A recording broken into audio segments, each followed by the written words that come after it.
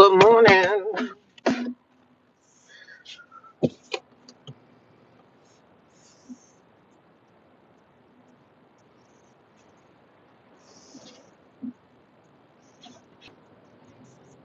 It's chilly out here, honey.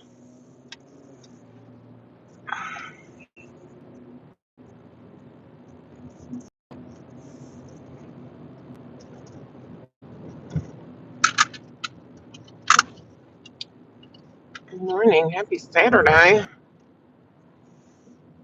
Happy Saturday morning. What is happening out here today? It is chilly. It is chilly and it is cold. Good morning. Happy Saturday. Today's my Friday, so I'm excited. Y'all know I'm happy about that. Yes, we are happy. I gotta go to a guitar shop because I have to go get some string wire for my soap cutter. I gotta replace the wires on my soap cutter, so I have to go get some string wire, let them sell me some wire. I don't know how much it's gonna cost, but I gotta replace the wire because me having my soap cutter in storage, I didn't know I probably was supposed to be oiling, like putting oil on those wires. So I gotta replace them. So before I start making soap, I gotta replace the wires. So when I make it, I can cut the soap in 2 days, like a day or two. So that's what I'm going to do now on my way to work. I'm gonna cut the soap wire. I'm not dressed. I'm not dressed for work. Got up this morning, did my yoga. Got me some coffee. So I'm feeling amazing. How are y'all feeling today? Happy Saturday, everyone. Happy Saturday. Come on in. Let me know how you doing today. Let me know if you guys are new here, what state you are in watching me. I am in New Jersey. I used to not tell my state, but I tell it now because, I'm not in a homeless shelter anymore. So I didn't tell what state I was in because the trolls and stuff, they were trying to find me. They told me that they were going to find my shelter and they were going to call the shelter and let them know that I was on YouTube talking about my life. So I didn't disclose my state, even though most people knew. But, people used to always come in here and ask me questions about, like, where are you? What shelter are you in? Like, people be trying to dig for answers. And I already know what you're trying to do, especially the people that they have this thing where they want to try to destroy everybody. And I peep it. I peep the shade. I peep the trolls. I had a troll last night that I had to. And the funny thing is, I don't even block people. I just delete your little nasty comment and keep rolling.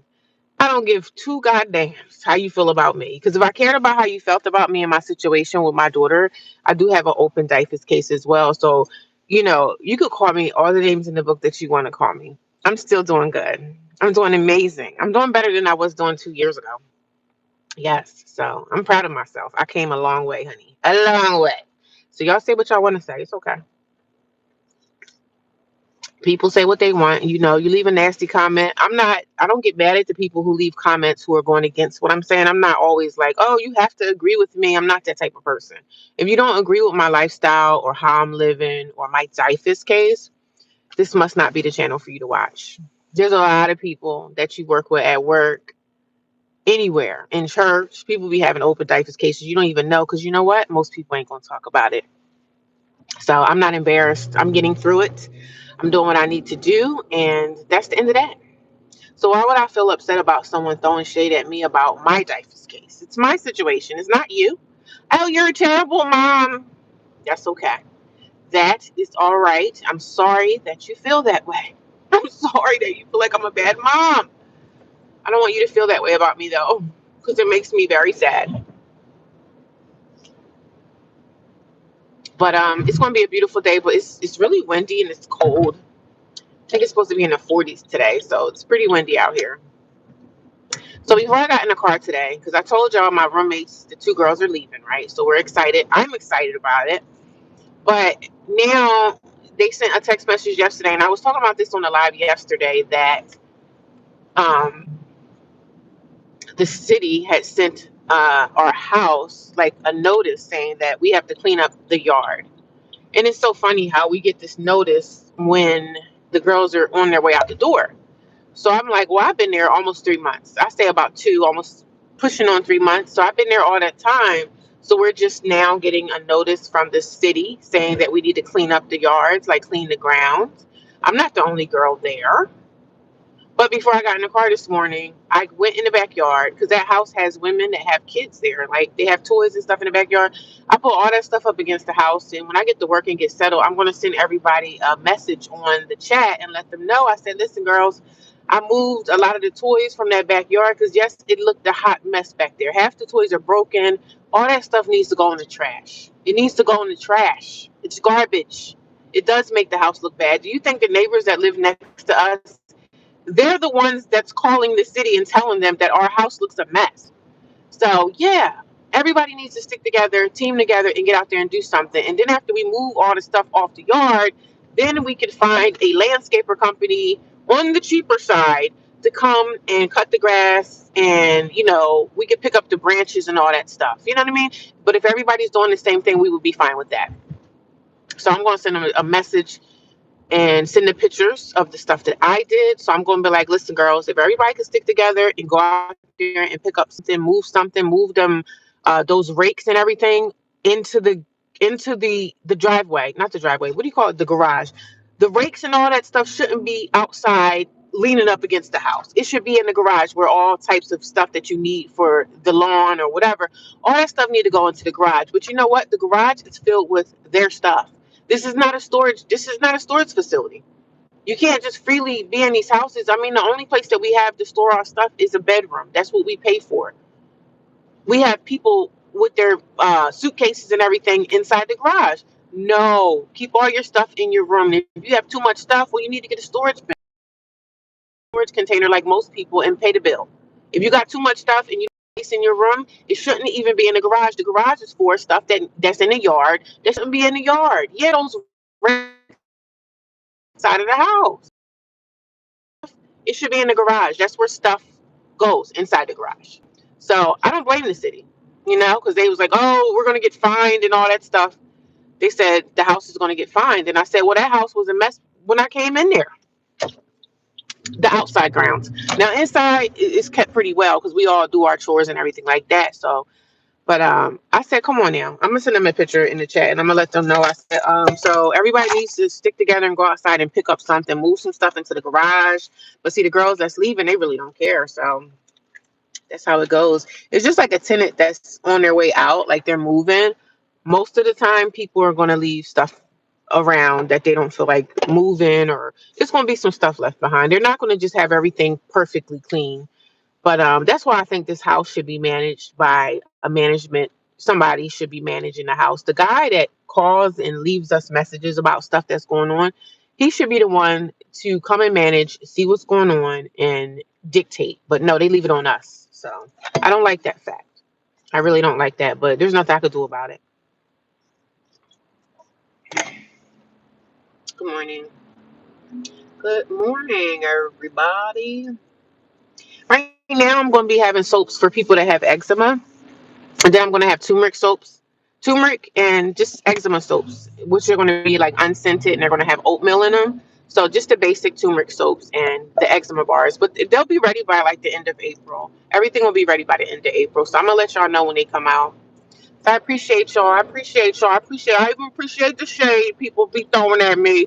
Listen, one thing I can say is I don't have low self-esteem. I don't have low self-esteem about the way I look. I don't have low self-esteem about my hair. I ain't got low self-esteem about nothing on my appearance. So let's not come here and try to diss me because I don't feel bad about myself. Okay? Okay? Okay? I know you think I should have low self-esteem, but I don't possess that. So this ain't the channel. Go find somebody else that got low self-esteem and try to bully them because it's not working over here. Okay? Okay. Okay? Okay. Okay. Okay. I think Wednesday is supposed to be like 74. So I'm sick of this cold weather. When is it just going to stay warm? And then when it stays warm, we're going to always be complaining about, oh, it's too hot. Like, we're never happy, are we? Good morning. How are you? How's everyone doing today? I woke up this morning. I feel great. I did my yoga. I feel amazing. I feel amazing. I feel amazing. I feel amazing. I feel amazing. Keeping that waist skinny, girl. Keeping that waist. Keeping that waist on point. Keeping that waist on point. Maybe I'll wear a bikini again one day. I don't wear bikinis, but I never wore bikinis. Even when I was like real thin. When I was younger, I still never wore bikinis. But I'm going to the guitar shop so I can see if they can sell me some strings so I can fix my soap bars. So I can fix my soap. I gotta get some gas too. Child, gas is up, girl. Gas is higher, girl. I'm not happy about that. Inflation is not really a joke. But I have a plan. I have a plan. And when I start making my soaps again, I'm gonna open up like a whole new channel for my soap business. So everybody's gonna like have access to that and see that.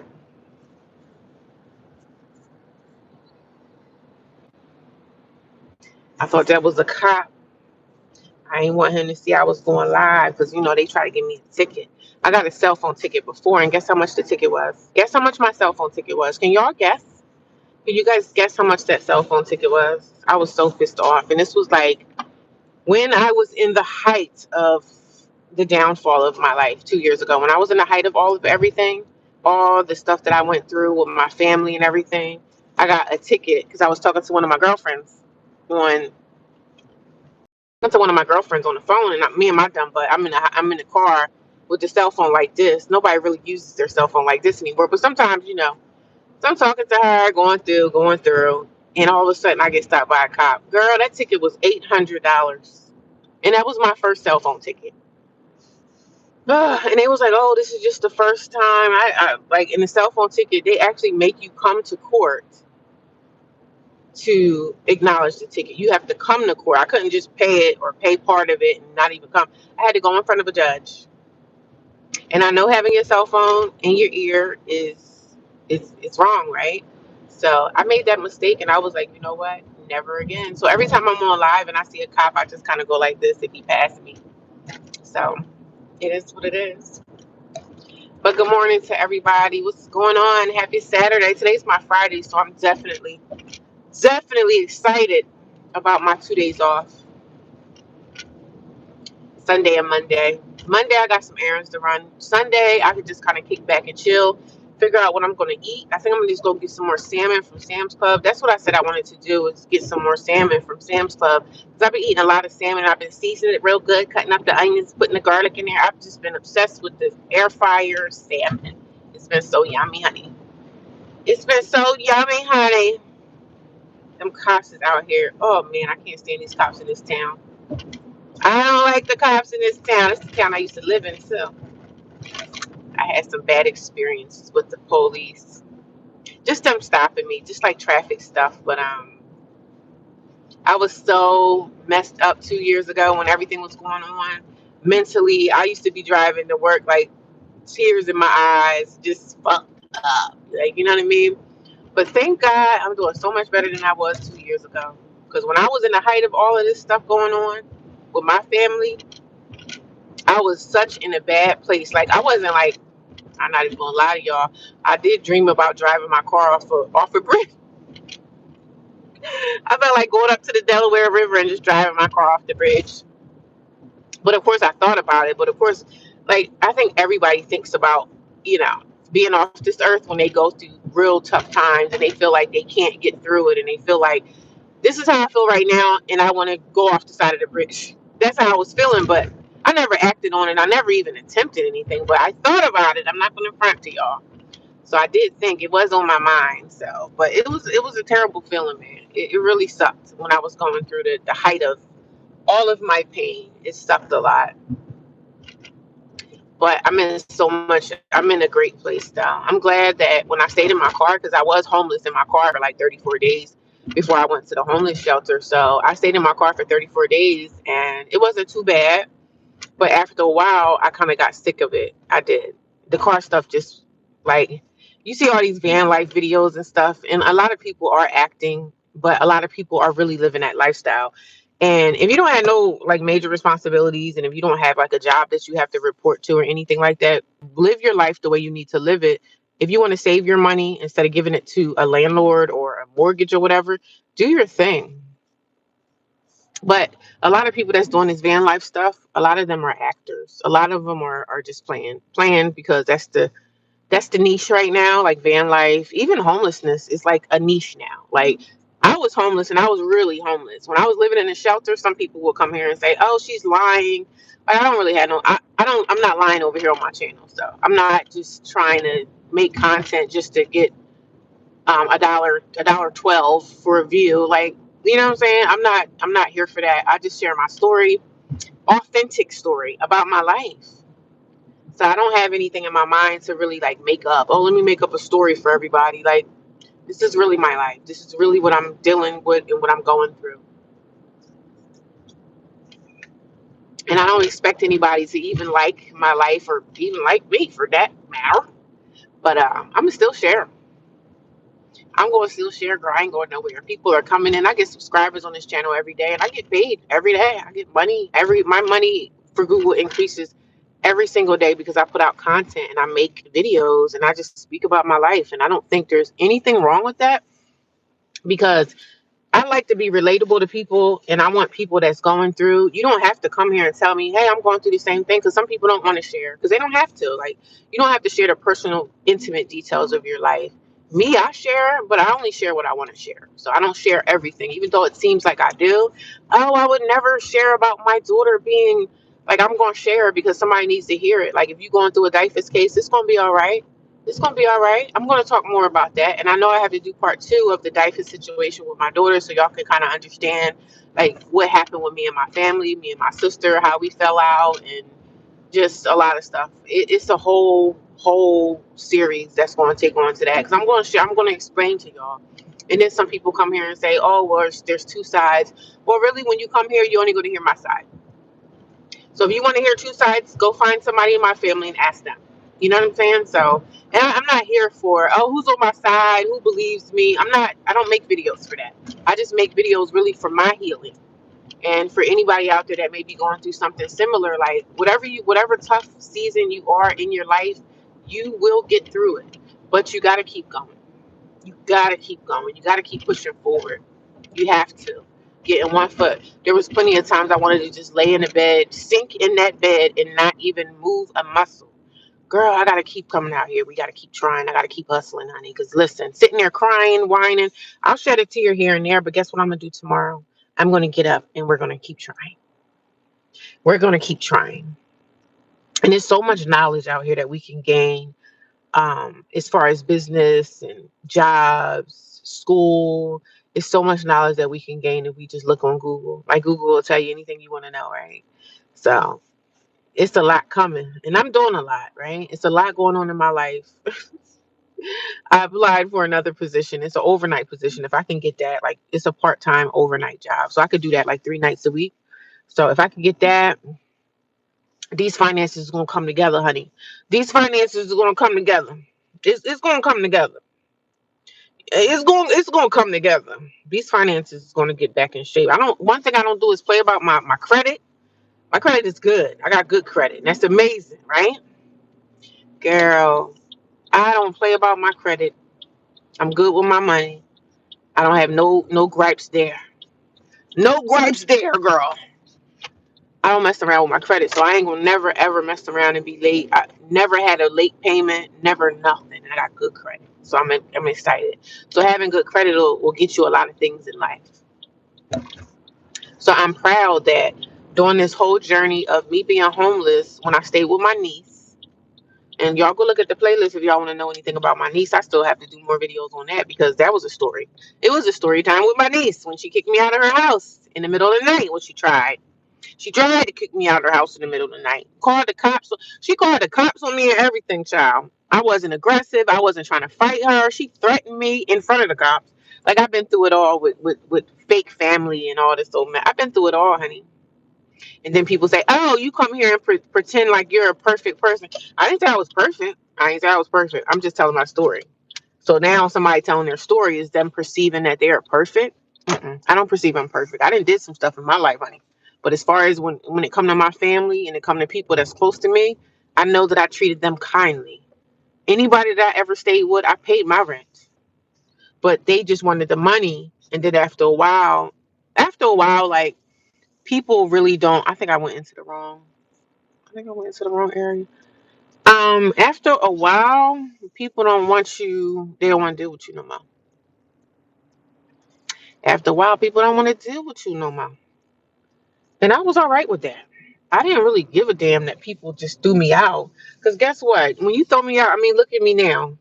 Look at me now. Good credit, nice car, job doing well, other things coming into play. Child, ain't nothing nobody could do to me to have me fail. Nothing you could do to me to have me fail. Girl, I'm gonna survive, okay? I'm gonna survive. If I gotta go put a tent up in the middle of the woods, honey, I'm gonna be all right. I stayed in my car for 34 days and I was fine.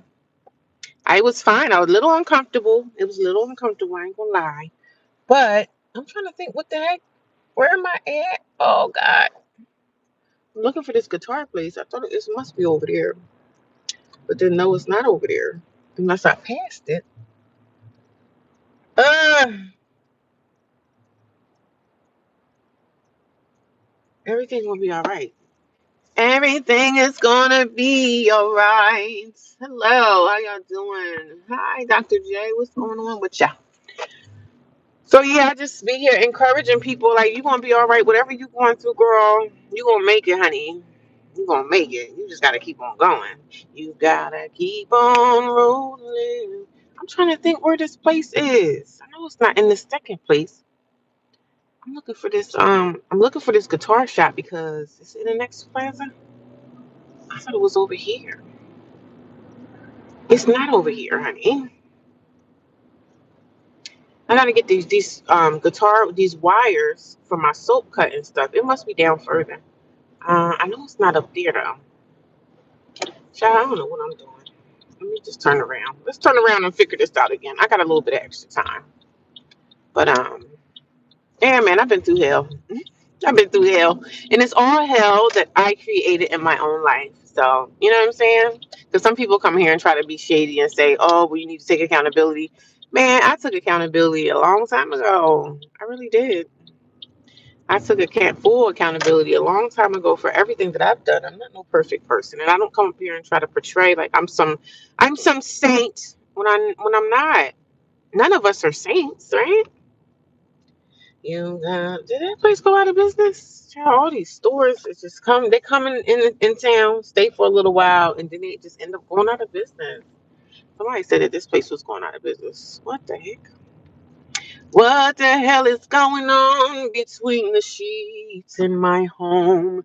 Baby, wait, let me explain before you start to point your cane. Somebody said this place was going out of business, but I don't know if I believe that. All right, this guitar place got to be up here. I got to get this guitar string for my soap cutter. I'm going to show y'all my soap cutter. Y'all want to see it? So when I start my soap business, right, I do have a soap channel that I had years ago. I'm gonna try to figure out if I can find the password and stuff to that. And when I open it up and I start making the soap again, I do I do make videos and show y'all like me making the soap and not the ingredients or anything like that, but I do share the ingredients, and the ingredients are always going to be on the soap and everything. It's all just natural soaps and butters, oils, shea butters, nut butters, coconut oils, olive oils, castor oils, like everything is in soap, right? But it's natural ingredients. So I've been using natural soap on my own skin I had my soap business for about 6 years. So I've been making my own natural products for my skin for about 6 years. I haven't used deodorant out of a store in about 6 years. What is this place? I know it's not over there. Is it over there? I think it's over there. I don't know. You know when you go to a place and you be like, yo, where's this place at? And I don't see it, but it must be down further. What the heck is going on?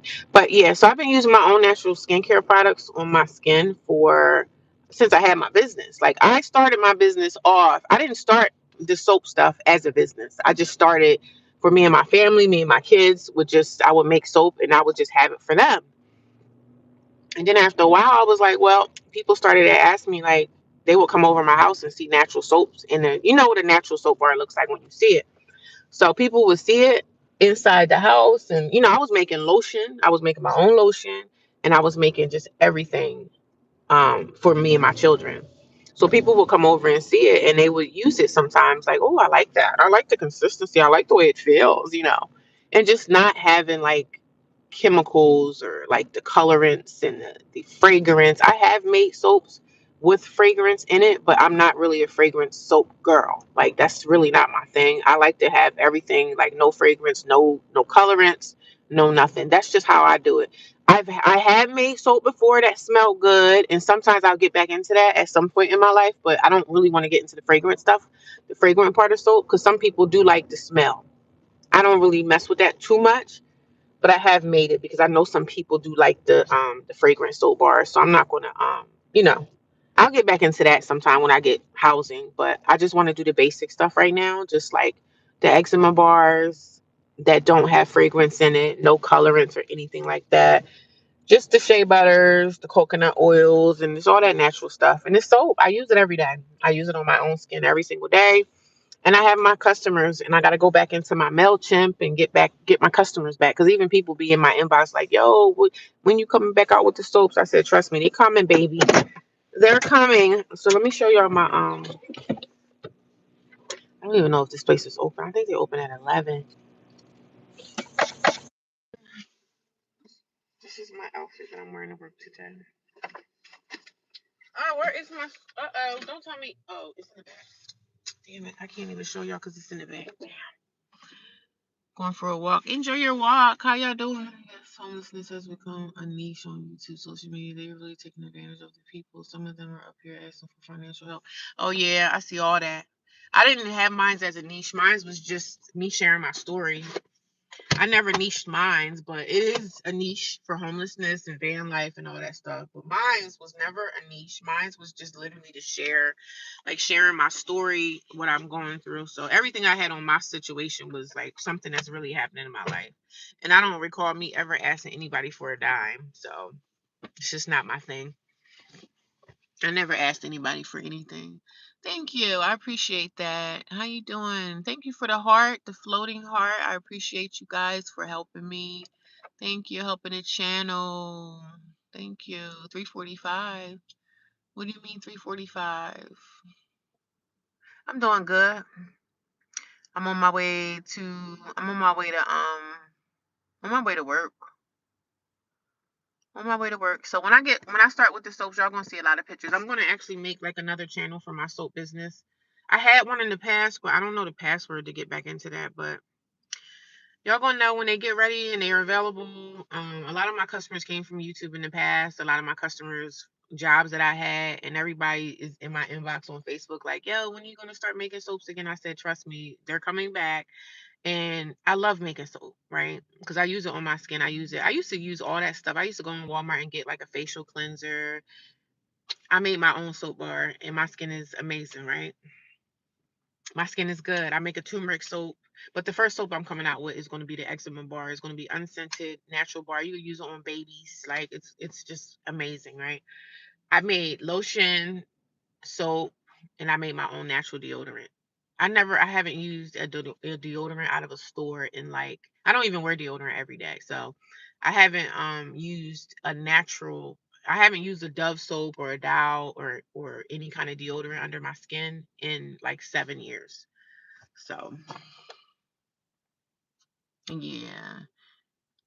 I appreciate it. Yeah, people have donated to me, and people have donated a lot of money to me in the past, more so in the beginning of my journey. People really donated. But it was so funny because I never asked nobody for like a dime. I don't ask people for money. I know if it's something that I need to get, I'm gonna get it. So, but people who were kind enough to send them, I can't stop nobody from donating to me, but people were kind enough to send donations to me, and they were sending me money for me not even asking. So to me, it was a blessing because the good things that I put out in the world, like I've given homeless people money. I don't boast about anything that I've done. Oh, look what I did for the homeless person over there. Because now everything is like it's a niche with homelessness, it's a niche with the drug addicts. the people are going out to these cities with the fiends on the corner and they're having interviews, and some of the people are genuine about that, right? Some of the men are genuinely trying to help the addicts, right? Which is great because some people have been doing it for a long time. But some people are really just going out there making a mockery of the addicts. They're making a mockery of the crackheads. They make a mockery of the prostitutes, in certain cities or whatever. They have these places like Philly, that area where all the addicts are at, the drug market. They find these cesspools in cities where you have the fiends, the homeless people, the prostitutes. People are going out there and they're filming content. They're looking at the fiends all like crazy and stuff. So a lot of people are making fun of them and thinking that's funny, and that's not funny. Like somebody suffering from addiction, that's not a funny thing. But people are making money from doing that. So they're making a niche out of the homelessness. They're making a niche out of the prostitutes, and a lot of the men are making like their own film studios by going out. And nothing wrong with somebody going to get some money. I don't. There's nothing wrong with somebody going to make money, right? But when you making a mockery of the people that's suffering from addiction, the crackheads and stuff like that, I don't like that. Don't do that because you don't never know what somebody going through, what they went through. You don't know what somebody's going through. So, but I'm gonna go get this soap. I just need the soap thing. So this is like guitar string, right? So we use this to cut soap. So I'm gonna show y'all my soap cutter when I get back, but I'm gonna step out for a minute. I used to watch it. Good morning. Yes, I wish to watch the Kensington Avenue in Philly. It's a shame. Yeah, Kensington. And you know what? It's a Kensington Avenue in every city. In every city in the United States. So they be going out there with their cameras, and some of them are genuine. Like I watch a guy that's in Arizona. He goes out and talk to the homeless. He talks to the fiends, the crackheads, and all that stuff. He talks to some of the women that prostitute. Let me say something. When somebody is on drugs, you don't never know why they went to using drugs. Like we don't know. Most of it is pain. Whatever they're going through, whatever happened in their childhood, people lose their husbands, they lose their wives, they lose their job, and they start using drugs. You know why? Because drugs numb people. Drugs numb people from them dealing with their real emotions. And I understand. I'm so glad and grateful that I never got into that type of stuff.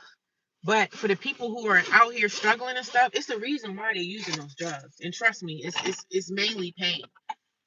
It's pain. People are suffering from pain. They have painful episodes in their life and they feel like they can't get through it and everything. I don't want to look like a robber when I go into the place. Child, let me take the scarf off my head. I don't want someone to look like I'm trying to hold the place up, but mainly it's pain, man. It be pain. People be going through pain and they don't know how to really they don't know how to function through. They don't know how to function through their pain. So, but I'm gonna go in here and get this string, honey. Hopefully, I got some for me. So let me go get the string and I'll be right back. Okay, I'll be back. Can y'all watch my car? Make sure nobody's stealing. Okay, if somebody steals it, make sure y'all call 911. The coffee is good. I'll be right back.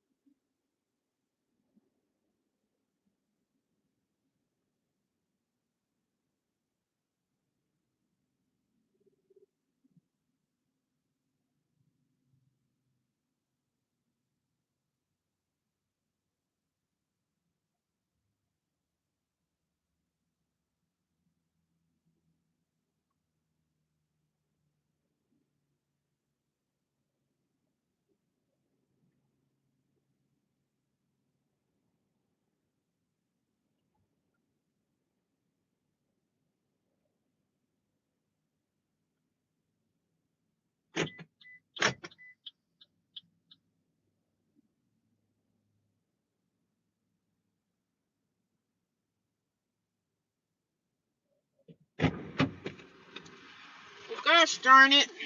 They open at 11 o'clock. Tomorrow's Sunday. I think they close on Sundays. They open at 11. I figured they did. I don't know why I even wasting my time getting out the damn car, honey, because it's cold out here. But, yeah. So the men that go in Kensington, and you can tell the ones that care about the people and stuff, but the ones that really don't be caring and they just out there to make some views, honey, those are the people I don't like.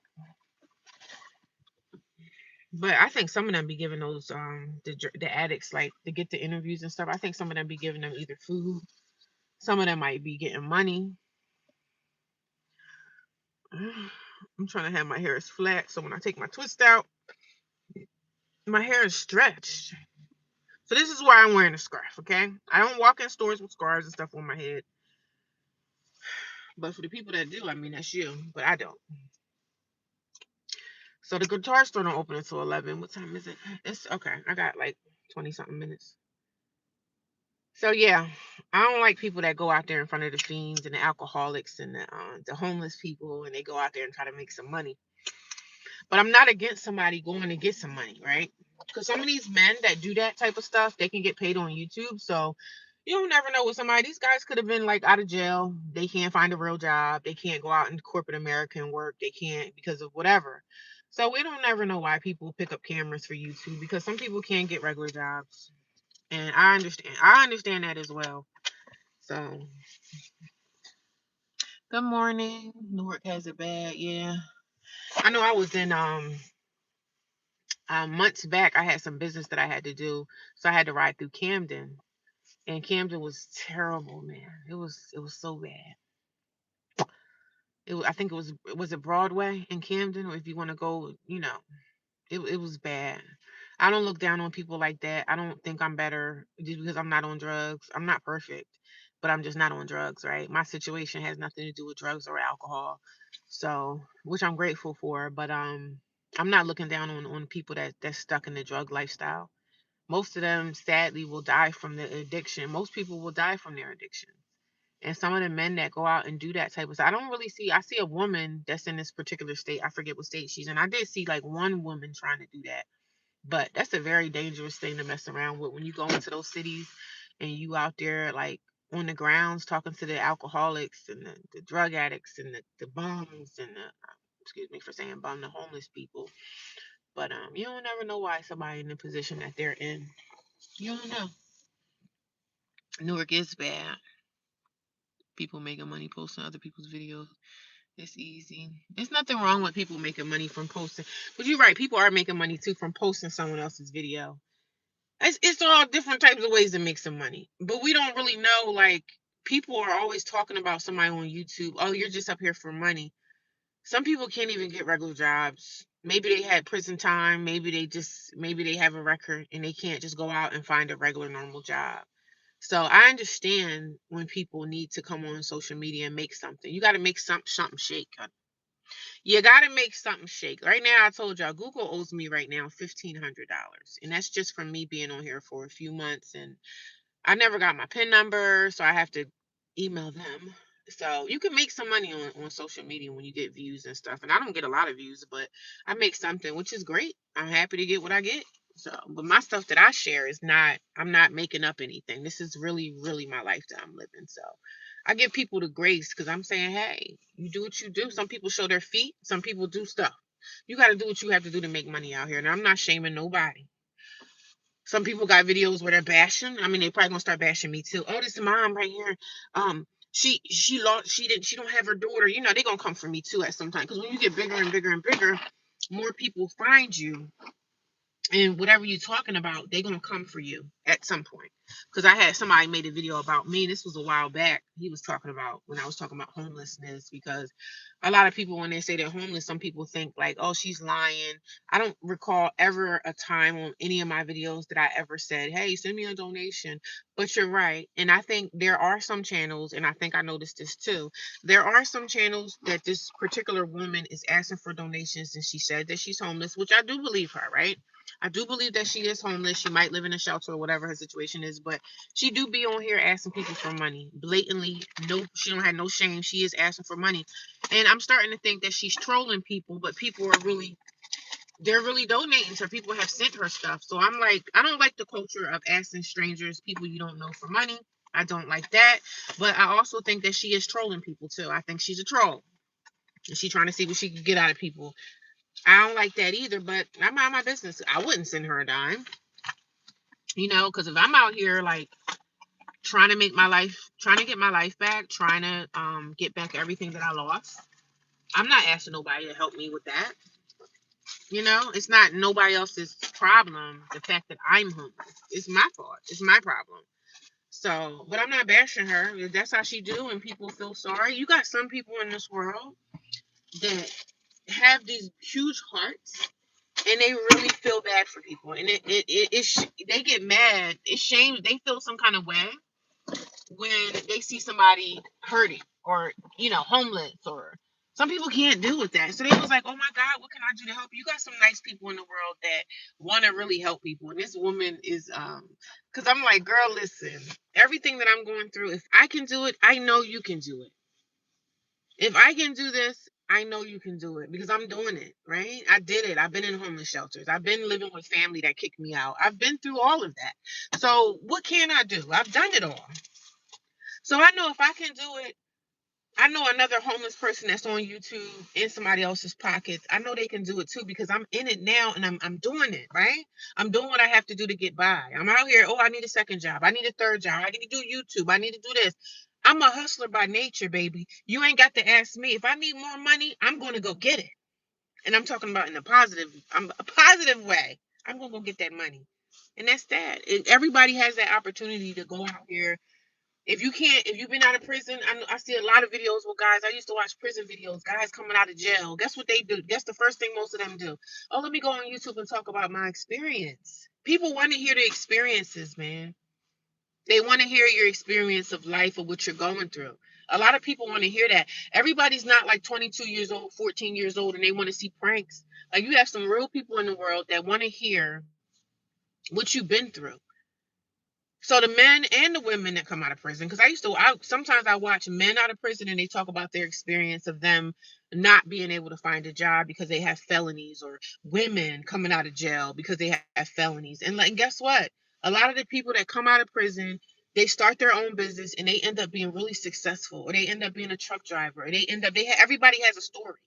So for me, when I see somebody on here talking about they're homeless, I was homeless too. Still kind of homeless now because I don't have a deed or anything like that. But where I'm at, I'm making it work.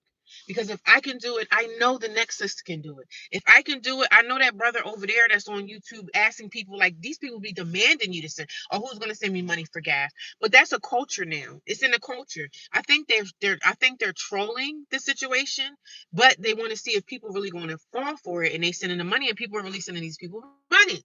So I can't stoop that low and ask anybody for a dime. I haven't asked nobody for nothing. I've had people send me donations. Yes. And I take them. Like, somebody's going to give you money. I don't know anybody that's going to say, oh, no, I don't need that. So, yes, I took the donations, but I've never asked nobody for anything. Good morning. How you doing, Queen? How you doing, sis? Yeah, that's their content, asking for money all day. Yeah, it's crazy. I take advantage of people for certain. They take advantage of people. But I think they trolling that whole, who gonna send me some gas money? I'm at the gas station right now. Who's gonna send me something for this? My car is like on E. Who's gonna send me some money so I can get to work? I think they're trolling because they get more views from that, because people are shocked. They're like, oh my God, I can't believe she's asking for money like that. So then people in the comments start talking, and people really be falling for that. A lot of this stuff is trolling, but a lot of the stuff is real too. But some of the people that say that they're homeless, they may not be so homeless. They found another niche that they can get into for people to really feel. Because I'm saying, the internet is big. You got people in other countries, other states, other everywhere. So somebody's going to come in that chat and they're going to feel bad. It's going to be some people and some of these people that watch YouTube and stuff, some of these people have money. They have money. Some people have money. They have money to donate. They have money to share. So they feel like in their heart, I'm doing something great for someone. And there's nothing wrong with that. There's nothing wrong with people giving a person money. Even if the person is trolling, if they feel it in their heart to give money, that's what they feel. Like, you can't be mad at someone for donating money. It's not your money. So, but that couldn't be my thing. But I see it. And I'd be shocked. I'd be like, well, damn, I get up every day and go to work. And I'm trying to find a second job, right? I'm still trying to find this perfect job position that I need for my lifestyle. Like, the life that I have, I do need a second job. So I did apply for another position. I'm applying for these positions, but when I get them, it's like I have to apply for things that work well with the job that I have now. And I'm going to be super tired, but we're trying to go get that money. So I did apply for this other position. So I'm going to probably call them like Monday or Tuesday to see if they got my application. Because if I can get that, that's perfect, because it's an overnight job. And I could do like overnights, like 2 or 3 nights a week. I'm going to be extremely tired, but I gotta do what I have to do. It's like I'm trying to get a second job, but then people would say stuff like, "Oh, you're gonna be tired." Of course, I'm gonna be tired. I'm tired even talking about it, but I gotta keep going. Like I gotta keep going. I'm not gonna stop. You know, I'm not gonna ever stop.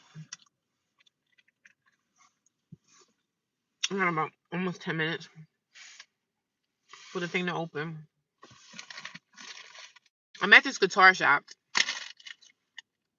I'm getting I need guitar string for my soap. So I'm gonna go buy. I came here before and bought some soap, a guitar string from this place and replaced it. But my soap thing, I'm gonna show it to y'all. I'm eating some turkey and cheese. I'm gonna show y'all my soap thing. I just gotta go get it. It's in the back. Hold on for a second. I'm gonna show you my soap cutter.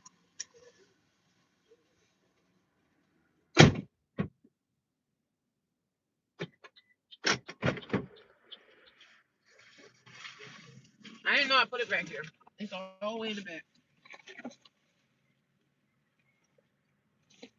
This is my baby, y'all. This is my baby. This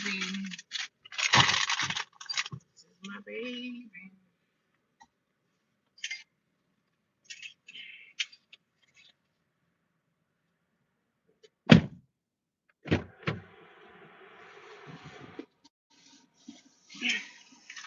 This is my baby. So I don't be trusting nobody. My door back. I don't know what he up to. He's probably, it's a guitar shop, so he's probably got to get some guitar string or something, or maybe he works here. But so this is my soap cutter. It's a little dirty, but this is my baby. This is my Cadillac. Y'all see the strings, right? They're not even bad, really. But I'm gonna replace the strings. It's gonna take me probably an hour to replace these strings, but I'm not gonna replace them today. I'm gonna try to work on this tomorrow. And so this is my baby. I don't know. You guys don't do soaping, so you probably wouldn't know, but this is a soap cutter and it's dirty and I feel embarrassed, but I have to clean this really well. So this has been in my storage for almost 2 years. It has been 2 years since I put this in storage when I was evicted. These soap strings might still be good. They seem like they were rusty, but now they don't seem rusty, but I'm gonna replace them because I don't want to cut on the rusty thing. But I'm gonna replace them, but it's looking like it's gonna be, I'm scared to replace these, but they do have a video that I can go by. But this is a soap cutter. This is my soap cutter. This cuts about 10 bars. I think the soap that I have is 10 bars.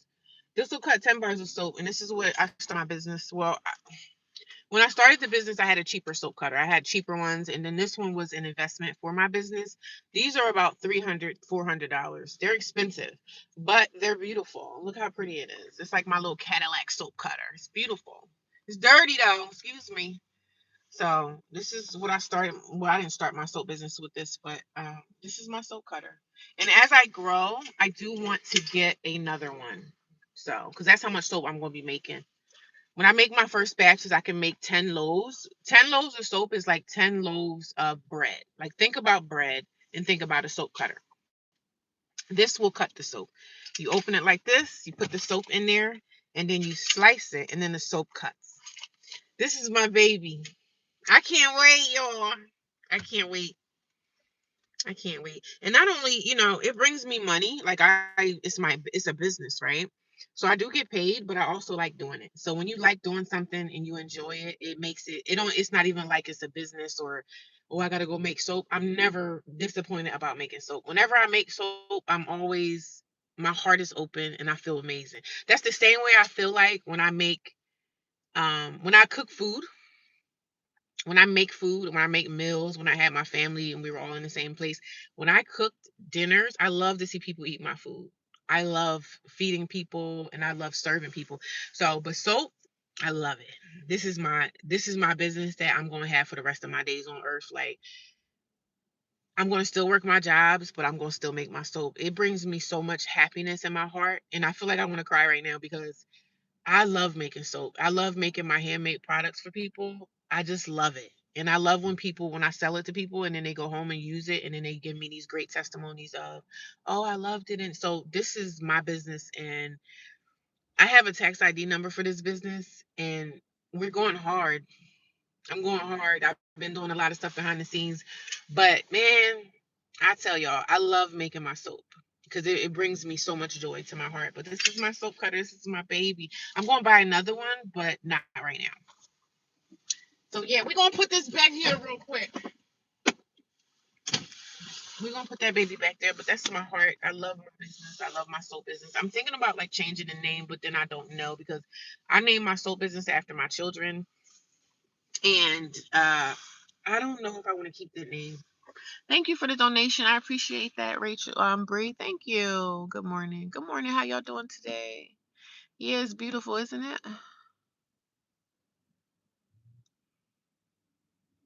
You are correct. They do get attitudes when they don't send them money. It's awful. But I think it's a niche, but I think people are also like they're testing the waters. Like a lot of people go in the corner, right? A lot of people are on the corners in these cities and they're asking for money too. But some of those people are probably not even homeless. They just go out there to say, "Hey, if I can get some money to do whatever, get gas or whatever." Listen, I understand that people got to do what they got to do, whether they're playing or testing the waters. I don't know. I don't know what people are doing in their lives, but just to ask a stranger for money is wild to me. This is wild to me. But it's wild to me, but it's not wild to other people. But I also, like I said, I think it's a niche now. People are doing it, but YouTube gonna start cracking down on that type of stuff, the begging and all that stuff. They're gonna stop. They're gonna stop that. But the funny thing is, these idiots don't know, the beggars. They don't know that YouTube is taking a portion of that. When they send you a donation, you're not getting the whole $20. Somebody send you $20, you're not getting the whole $20. You might get like 17 or 18 of that, and YouTube's taking a cut. So some of them don't know that, and I don't know. And then they get mad. Oh, I didn't want you to donate to YouTube. I wanted you to send a donation through this. Like someone's sending you money, and now you're mad how they sent it. They take a portion, yeah. So she sent me $5. I probably get like $3 of that, three something, which is fine. Which is fine. I'm grateful for the donation. But some people come here and they want to donate, and they don't know that YouTube takes a portion. You're not going to get all that money. And then they get mad saying, I don't know why you sent it to this. I don't know why you just didn't send it to my Cash App. Yeah, ideally, most people want to push their Cash Apps and other things because they get the full amount. But I'm grateful for it. I'm grateful for whatever people send me. I'm grateful. But I'm not a beggar. So I don't do the begging. So because even some people was telling me, oh, put up a Cash App, put up a GoFundMe. I didn't put up a GoFundMe about my situation because my situation is my situation. But I didn't want my job to find out that I'm homeless because when you do a GoFundMe, you have to it's available for everybody to see. So I didn't want my job per se to see my situation. That's the reason why I didn't do a GoFundMe. But I'm not against a GoFundMe either. I'm not against a GoFundMe. If you want to share your situation and see if someone could donate, nothing wrong with that.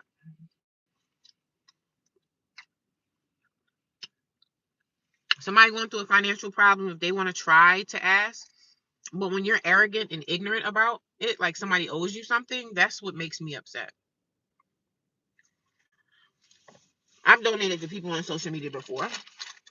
I've sent people on YouTube money. You know who I send money to?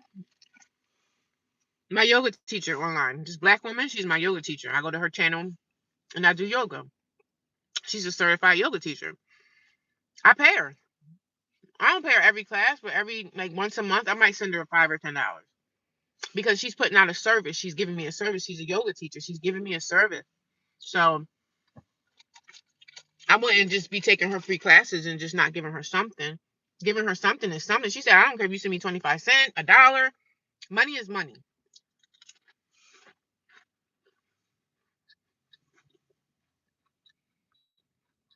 Well, thank you. I sure will. And when I start the soaps again, I told you I'm going to do a giveaway. For the people that's consistently here watching me, the people that comment, I know who the people are that come back, and I'm going to do a giveaway. I don't know how I'm going to do it yet, but when I get the soap together, I'm going to do a giveaway. I'm going to be giving away some bars of soap soon. So y'all look out for that. Thank you. I'm going to be giving away because a lot of people on this platform supported me and they gave me donations over the past at the beginning of all this stuff I'm going through. So people have been supporting me. So I'm going to support back. I'm going to do a giveaway. I'm thinking about what, like 4 or 5 people that I'm going to just randomly, like it's going to be a random thing that they have like apps that you can randomly choose people or whatever. I'm going to look into that, but in the future, probably within the next couple of months, I'm going to do a giveaway and I'm going to mail you guys bars of soap or maybe samples. So look out for that, but it's going to happen. It's going to happen.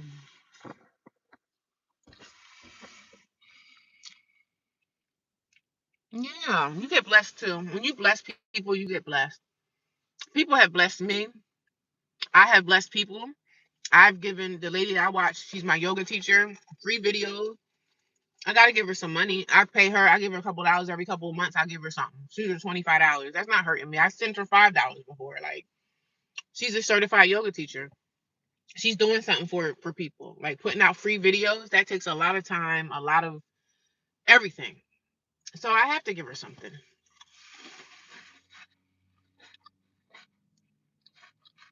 Yeah, I'm not into the begging thing. Because like my life is crazy right now. I live in transitional living. I've been in shelters. I've been living in my car. I've been kicked out by family. I've been in the gutter, right? But I still didn't think that you owe me this. What owes me is me. I owe myself to get myself out of my situation. I gotta keep getting up going to work every day. I gotta find more money. Not y'all. Oh, you need to fix my life. No, I need to fix my own life that I destroyed. I messed up my life, and yeah, I had a lot of nights where I cried and but I never thought that anybody owed me anything. Not even my family. My family don't owe me anything. But I thought that they would be nice enough to help me through this situation, and they showed me that they didn't want to. So that's a whole different situation. I didn't even expect from my family. I wanted them. I thought that they would help me, and I'm not even talking about like a financial help. I'm just like, damn, hold my hand through the pain. They all turned their back on me. But a lot of people get my story twisted because they think that I'm thinking that my family is supposed to. I thought that my family would help, would assist because of what I'm going through, but they didn't. And that's okay because I'm climbing up out of that hole that I've been in for the last 2 years, all on my own. And everything that I'm building now is things that I'm doing that I'm not talking about right now. But when things come into fruition, y'all gonna see what I'm talking about. When it's time for me to share certain things, I'm gonna share with y'all and let y'all know. Look, this is what I've been doing the last year. This is what I've been working on, and now look at it now. It flourished, right? Thank you. I appreciate that. I'm gonna keep on going. Nobody owes me anything. Not even my family. I just expected my family to like hold my hand, can I cry on your shoulder? But even like throughout this whole situation, my family never came to me and called me and said, hey, what happened? Everybody just this is how you know a person don't care about what you're going through. They never came to me personally and said, hey, let's sit down and talk about this. What can we do to help you? And sometimes help is not always financial. Sometimes it's not always letting somebody live with you.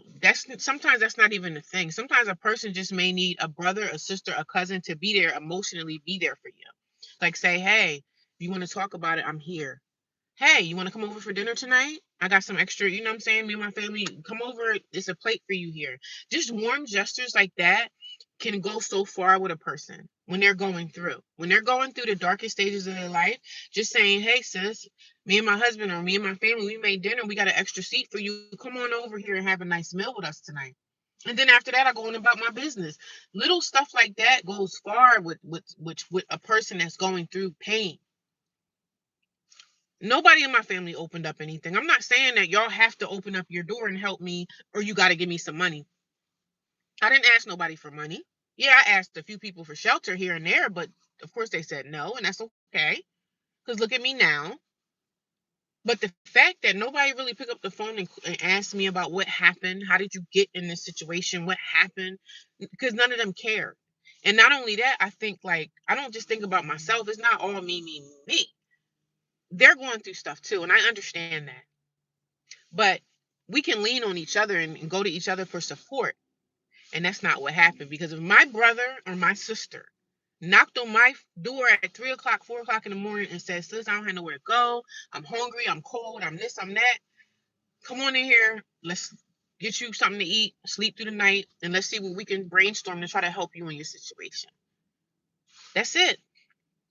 Some people just need that step. And getting that help and support from family, it means everything.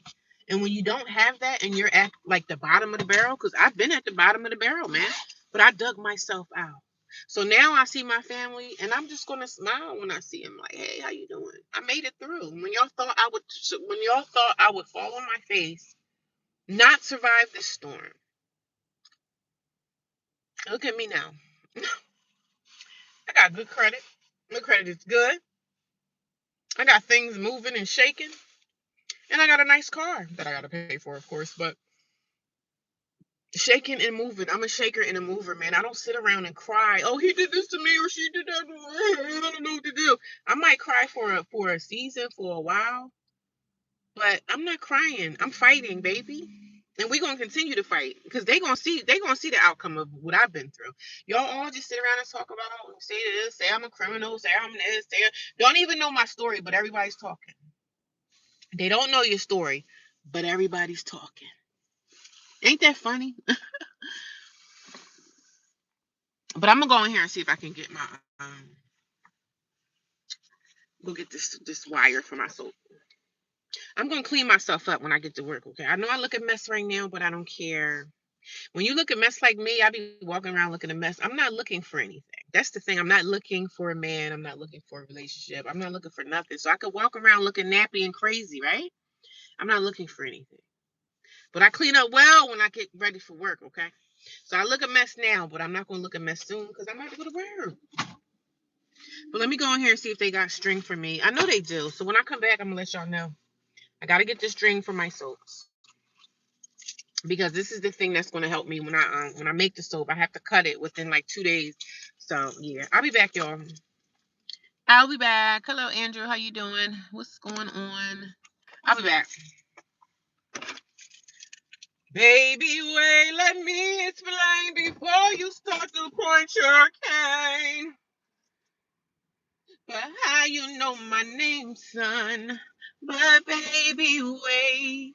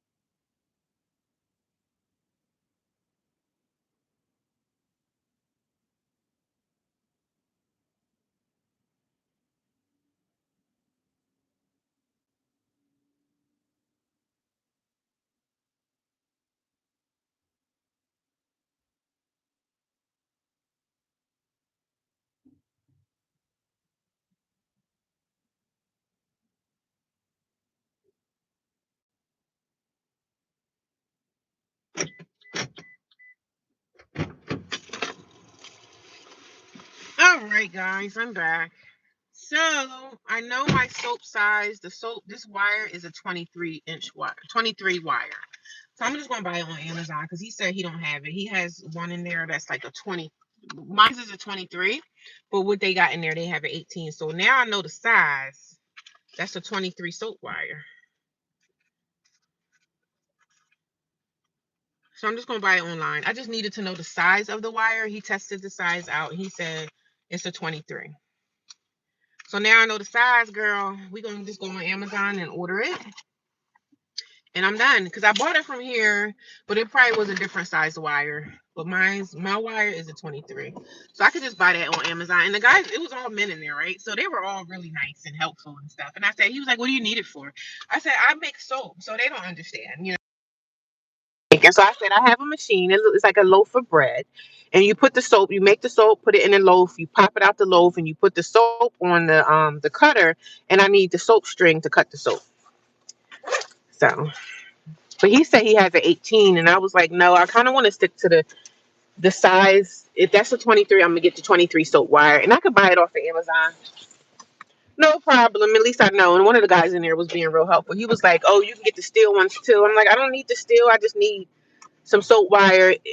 It's not going to rust right away. My soap only rusted. The soap thing only rusted because it's been in my storage for like 2 years. You know what I'm saying? So the heat and everything. And but if the soap was in my house and I took care of it, you take care of it properly after you get done making your soap. You're supposed to wipe it down with a damp cloth. And I probably should have oiled those wires before I put it in the storage, but I didn't because I was like, in the middle of eviction. So, but they were nice. The guys were nice in there. So I was like, well, I'll just get the soap wire on Amazon. So I said, he was like, how much do you need? And then he was like, oh, I don't have this size, which is fine. So now I know the soap size. He did test the wire size and he said it's a 23. I said, oh, great. Now I could just go buy it. No problem. But everybody was really nice in there. The guys were like really trying to help me. They were trying to understand it. I said, I make soap. I said, it's like he was like, what? I was like, I make handmade soap and I sell it. It's my business. So yeah, some of them didn't understand, but the men were nice. They were really nice. I said, well, I could just buy it off of Amazon. No problem. Now I know it's a 23 soap. I could have measured it myself, but it was a 23. No biggie deal. No biggie deal.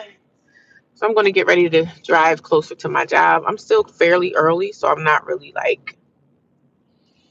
I'm not, this person don't know how to drive. But they were nice. The guys were nice. They were trying to figure out, like, you make soap, huh? I said, yeah, you pour it into a mold. You let the soap, it cures. And then you got to put it on this soap thing and you press it down and it cuts the soap. And I sell it. I said, I have a soap business. So, and I'm going to get me some, I'm going to get t-shirts, something towards my soaping. I'm going to get some t-shirts. So when I'm walking and talking out here, I can promote myself. I'm going to get some stickers for my car. We're promoting my soap. It's going to be promoted differently because when I started my soap business before, I kind of really didn't know what I was doing. But now, more research, like I have my recipe and everything down. I just wasn't really running my business correctly. I didn't really know. So, but this time around is different because I educated myself more on, how a business should be run, how it should be structured. So I'm learning that now. In the beginning, I didn't know, even though I was making money, it was like I had a soap business. I did have a tax ID number, but I really wasn't running my business right. I wasn't doing right with the money. So now it's different. It's different. I know better now. So when you know better, you do better. Good morning. How are you, Audrey? What's going on? I'm on my way to work. I'm not wearing this to work, but I got my work clothes in the back seat. So, but at least I know my soap wire. I know the measurements for that now. So I'm excited about it. I can't wait to start making soap again.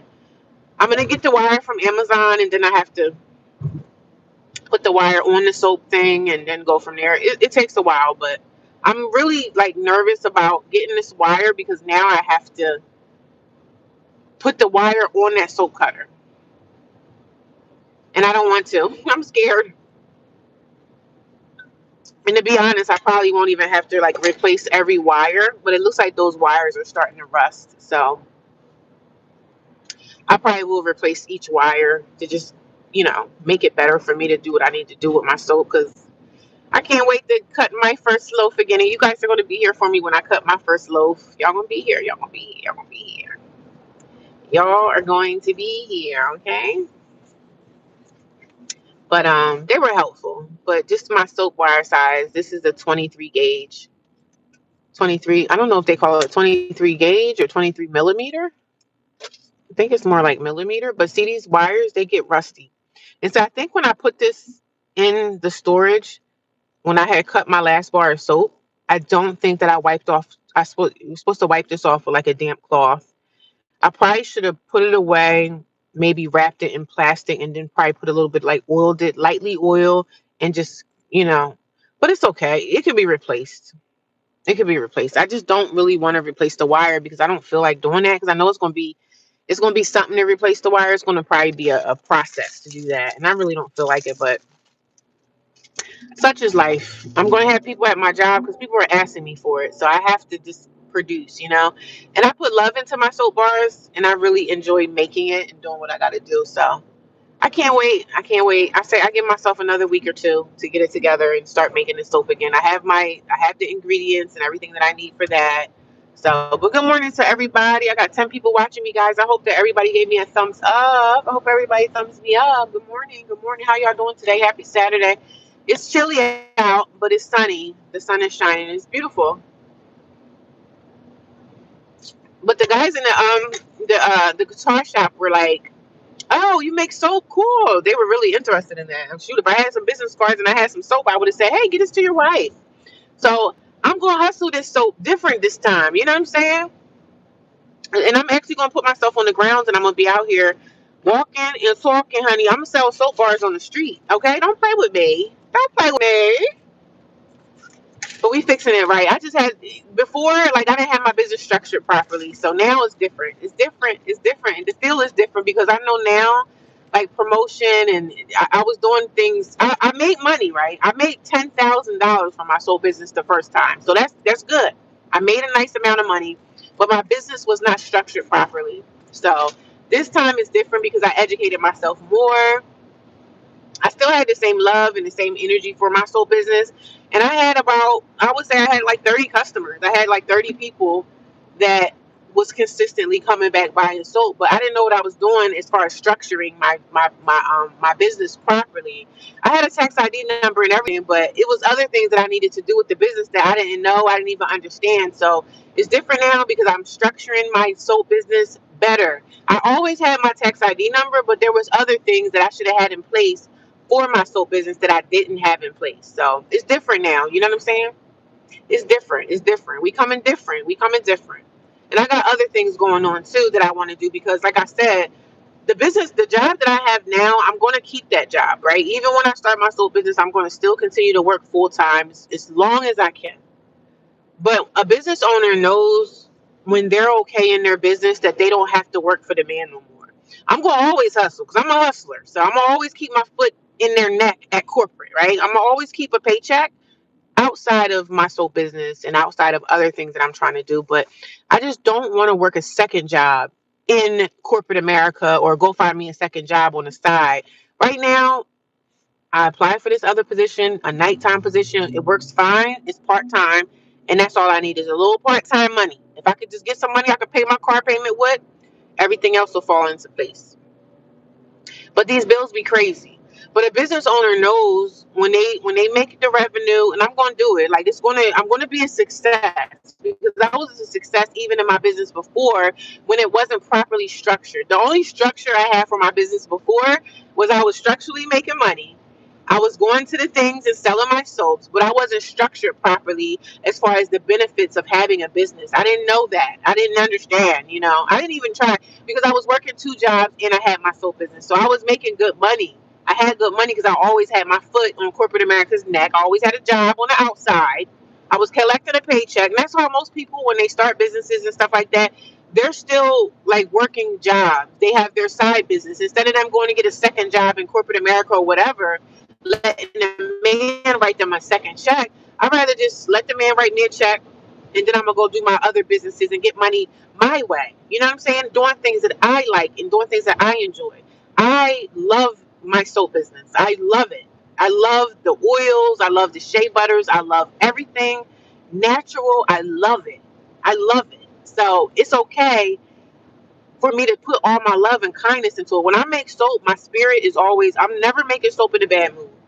I'm always making soap when I am so full of love and happiness, and because that goes into the ingredients of my soap. When you making something and you're mad, that's not going to work, man. You got to make stuff where your heart is full, and my heart is full of just me thinking about it and talking about it. I get emotional when I talk about my soap because it's serious for me, and it's not just, oh, I just want to make some money.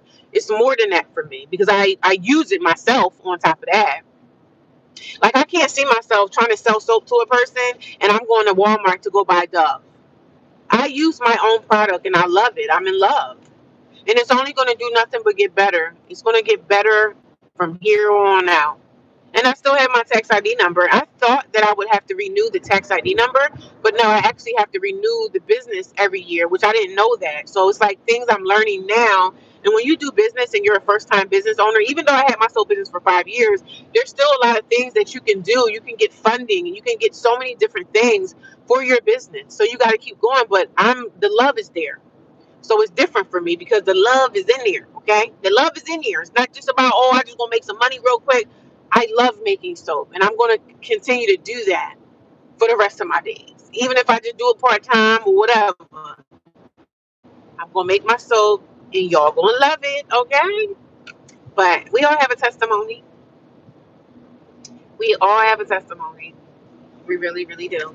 We really, really do. We really, really do. But the sun is shining, and I'm happy about that. Hello to the 9 people. I hope everybody gave me a thumbs up, guys. Thank you for the gifts. I appreciate it. Thank you, thank you, thank you. Thank you for the donations, guys. I appreciate it. I haven't really been going live like every single day. Certain times I don't go live because certain times people are not available to come on live. Like right now, the live is consistently people are coming in, going out, or whatever. So when I go to work at certain times, I don't do lives because sometimes they're not good times for people to come live because most people are at work. But it's the weekend. The weekends are different. I wish I was off today. I know I say that every day. I wish I was off. I wish I was not working today, but I'm grateful to have a job. Because if I was at the house with Looney Bin that sits on the sofa all day, she said she was taking her son to a birthday party. So I guess somebody had a party. I was like, oh, have fun. I said, have fun. Your day's almost here. It's almost the first. So I'm like, the first is actually on what? Tuesday or Wednesday. So I'm like, y'all got to be here for another meeting. So I just was like, girl, enjoy your time. I said, enjoy. I said, enjoy. She said, oh, we're going to a birthday party. I said, oh, have fun. Have fun, girl, because I can't wait till the first hit. And I still got to go sign up for my food stamps, child. I have to. I just got to. I just haven't had time. But I got to make time today somehow. But I know my job on Saturdays, it be busy. So I know it's going to be busy in there today. I got my work stuff back there, my work outfit is sitting right there. So, but I have to order I gotta order my parts off of I'm gonna just order the wire off of Amazon. Amazon will get to the house in a couple days, and I know one of my roommates, she got an Amazon account. I'm not really trying to pay for Amazon Prime because I don't use Amazon Prime that much. So I really don't want to I'm eating turkey and cheese. I don't use Amazon. I'm not paying for Amazon Prime monthly because I don't order like that.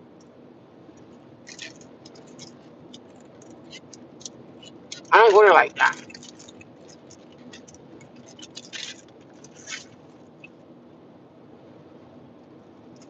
I'm just eating turkey and cheese, y'all. Cheese and crackers. And I got salmon back there in my lunchbox. Salmon, and I have potato, and I have my butter, and I have a lemon. Because at this job that I'm going to now, they have an air fryer, like a air toaster, whatever you call those things, an air fryer toaster thing. So I'm gonna make the salmon. That's gonna be my dinner for tonight.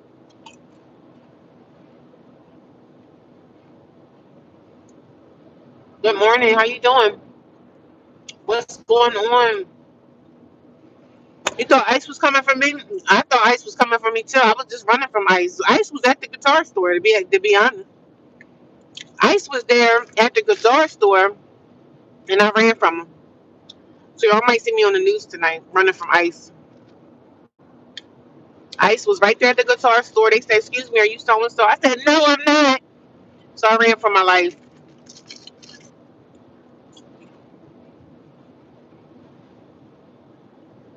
I ran for my life. I don't want Ice to take me nowhere now.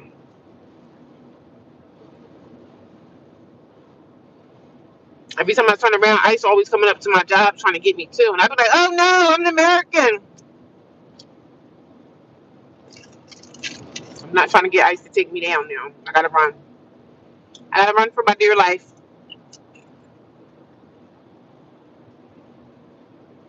I think they following me too.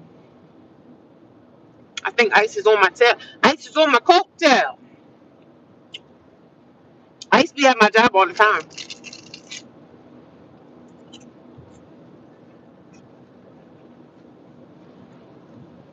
They will not take me back. They will not take me back to my shithole country. Mm-mm-mm. They won't take me back. Mm-mm. I gotta work today. They can take me. Well, maybe if I'm at work and to get busy, maybe I'll just let Ice take me for a day. Mm-mm.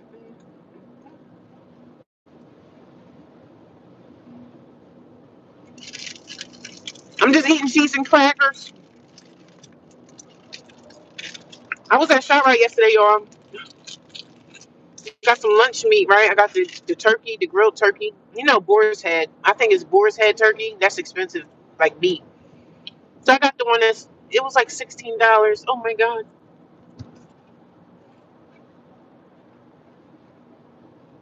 everything is so expensive.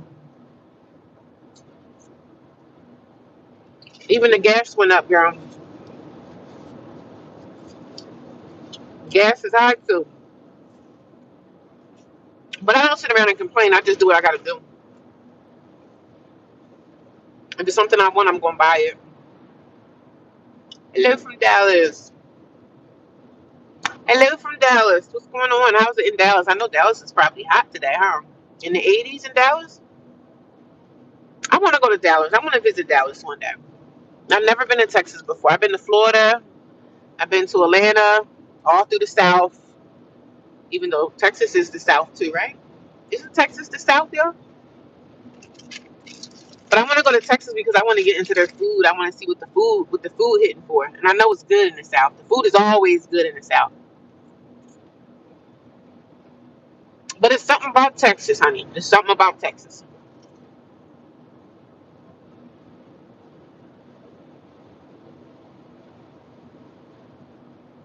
What are y'all doing today? Anybody doing anything amazing? Anybody doing anything amazing? Yeah, Boar's Head. I think Boar's Head, when you go to places like ShopRite, Boar's Head is probably the higher end of the meat selection. So I got the Boar's Head turkey, and it wasn't really a lot, but it was pretty big the way they sliced it. It was expensive. Everything is high. I got cheese, and the cheese was like $6.99, and it wasn't really that much. I don't really buy lunch meat that often. You know, I just wanted to get something different. Because when you go out and get fast food, it's expensive. Like you go to McDonald's or wherever, you're paying at least $20 or $25 for one meal for one person. And I don't eat out like that, you know, every now and again, but sometimes I get lazy and I'm saying, you know what, I have to get food from the grocery store and cook and do like portion control type stuff.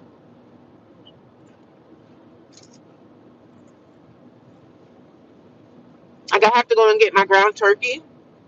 I have to go get my salmon because I got the portion control, the things that I can make my food at home and just take it out the refrigerator. This is my dinner for tonight for 5 days in a row. You know, I'm gonna make enough for like 4 days because I really don't want to eat the same thing for like 6 days. I want to have different things, like different meats or whatever. So tomorrow I'm gonna go get some ground turkey, go get some more salmon, put it in the freezer, and I'm gonna make food for at least 4 days and put it in the refrigerator at the house. That way I don't have to worry about making meals because it's expensive, and that's the way you can save money. But I'm only gonna make enough for like 4 or 5 days in a row because I get sick of eating the same stuff. So, but I'm gonna get salmon and ground turkey and probably do some chicken wings or something. I love chicken wings in the air fryer. Chicken wings in the air fryer is so good. Get a sweet potato, get some sweet potatoes. I love avocados. Sweet potatoes, avocados, all that stuff. Portion control. I already have vegetables. I just need ground turkey and some more salmon. I'm gonna start portion controlling my food because I could just take it out the fridge and keep going. I don't have to worry about what I'm gonna make for dinner tonight. Because the only person right now I have to worry about eating is myself. So I just have to worry about me. And for breakfast, I could just have like I don't eat breakfast all the time, but most of the time if I do, I have a banana. Sometimes I'll be at work. I have some Pop Tarts or something like that. But I don't spend a lot of money on anything. Like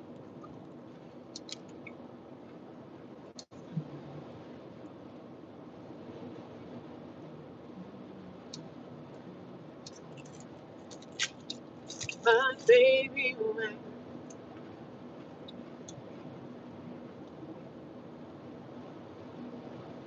It's a lady at my job. She has a friend that has a farm, so she get farm raised eggs from her friend. She's always asking me, "Do you need more eggs?" I'm like, "No, I got like 2 dozen already." I'm going to probably get some more from her next week.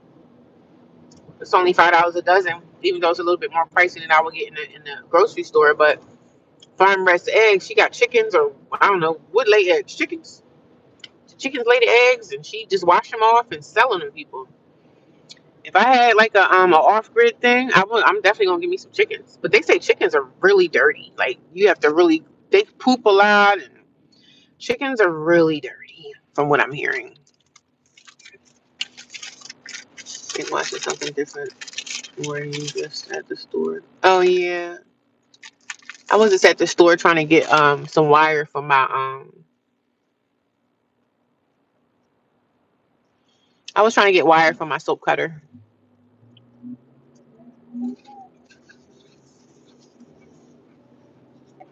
I'm gonna have to order the wire on Amazon today. How's everybody doing today? Happy Saturday, everyone. Welcome, welcome. I'm on my way to work. I'm gonna get dressed when I get closer to the job. I can get dressed and put my. I don't look like this at work, so I put on a little makeup. I clean myself up. I know I be looking like a bum a lot of times, but I don't care. I'm not trying to impress nobody. So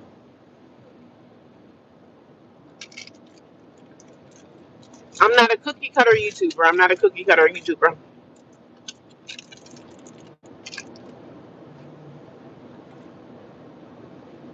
I did get up today and did my I got up this morning, did my yoga. I went to the gym yesterday. I wanted to get up and do the gym again today. For me to get back into the gym stuff, I have to literally at night pack my gym bag and put it by the front door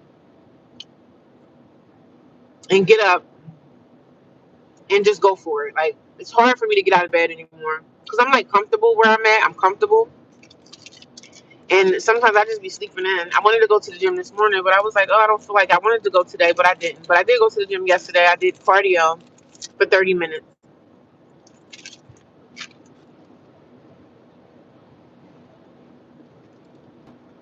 and then I stretched for like another 15 or 20 minutes, and then I left. The gym culture is crazy because it was so packed in there. You couldn't really do. I don't know. If I go to the gym, I like to get there early in the morning when nobody's around. And Planet Fitness open at 5 a.m.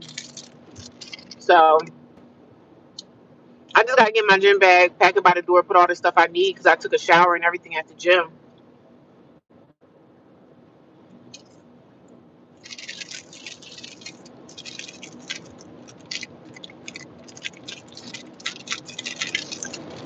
It's such a beautiful day. It's chilly, but it's just nice. The sun is shining. So when the sun is shining, I'm happy, honey. When the sun is shining, I'm happy.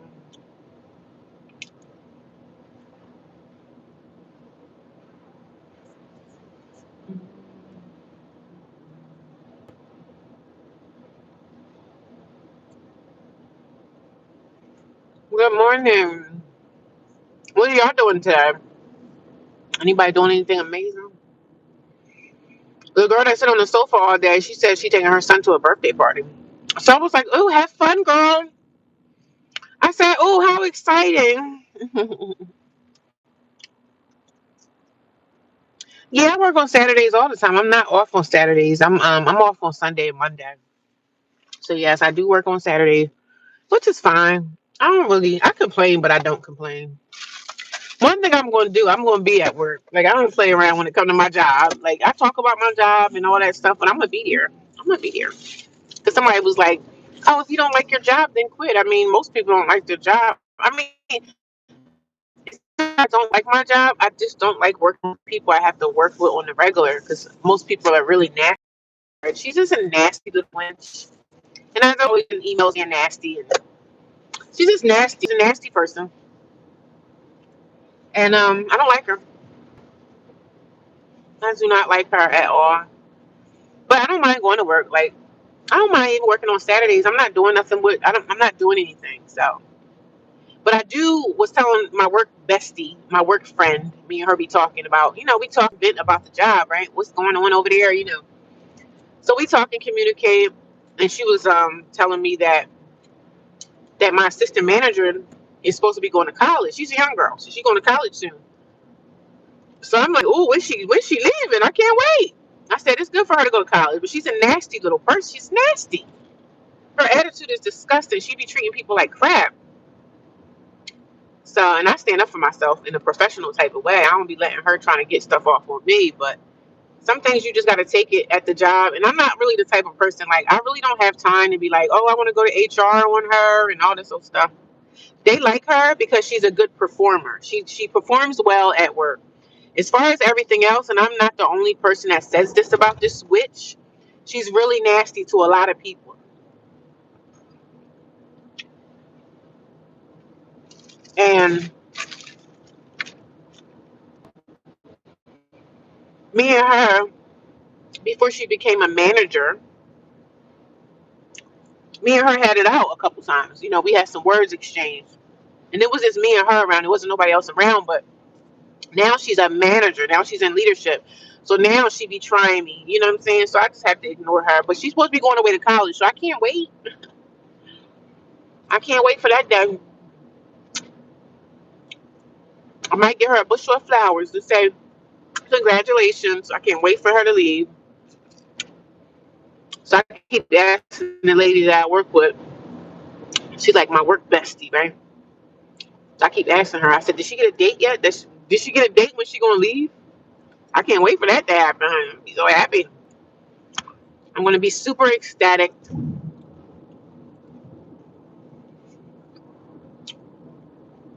because she's a nasty little witch. And for the funny thing is, she's so young to be so angry because she's only like 19 years old. And I don't even look at her like in a way like some people be thinking, oh, she's a kid and all this stuff. I don't care how old she is. I just ask for respect because she had disrespected me and she disrespected a few other people at work. But when it comes to leadership, managers, and all that stuff, they all stick together. They like her because she gets the job done, and she does. But her attitude is in the trash can. And most of the managers act like that when they get those positions. Some managers, they're different.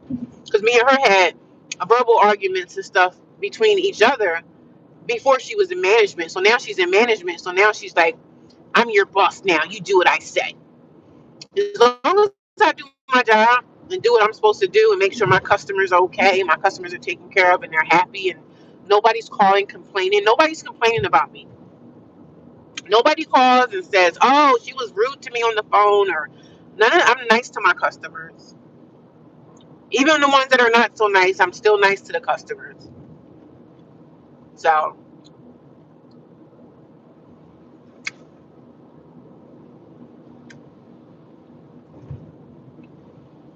I'm still nice to my customer. I know how customer service is, honey. They believe anything the customer call and say, even if the customer didn't did. There's some customers when you talk to them on the phone, some of them will try to record you. They'll record conversations. You know what I'm saying? So I'm never really nasty to them. Now the girl that I work with, I say she my work bestie. She can't take when a customer call up, cursing and yelling and screaming. Some people can't take that. She just really be like, oh, the customer screaming at me. I said, well, this is what I do, right? I put the phone down. I let them scream away. Let them scream at the air, right? Let them scream at whoever's listening. It's not going to be mixed. I put the phone down. And then I pick up the phone back up and say, is there anything I can do to assist you right now? Most of the time, they'll be like, yeah, you can assist me. And I'm okay, no problem. So let's start where let's finish off where we started. How can I assist you today? Because all the yelling and the screaming and the cursing and yelling, I'm not going to listen to you like that. So you can call me back whenever you're more at peace. How about that?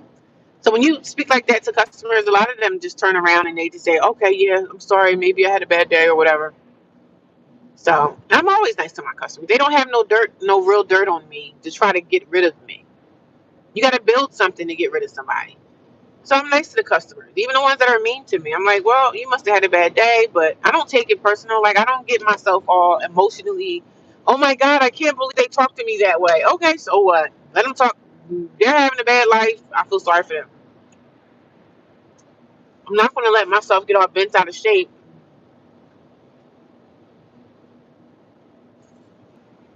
because I had a really mean customer. I'm like, it was mean, okay, whatever.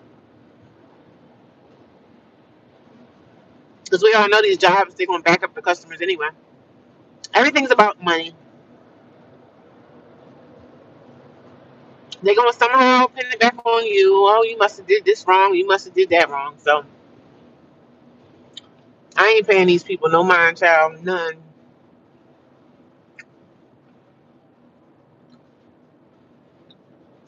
But yeah, so the girl, she's supposed to be going away to college. I can't wait. I can't wait for the winch to leave because I don't like her.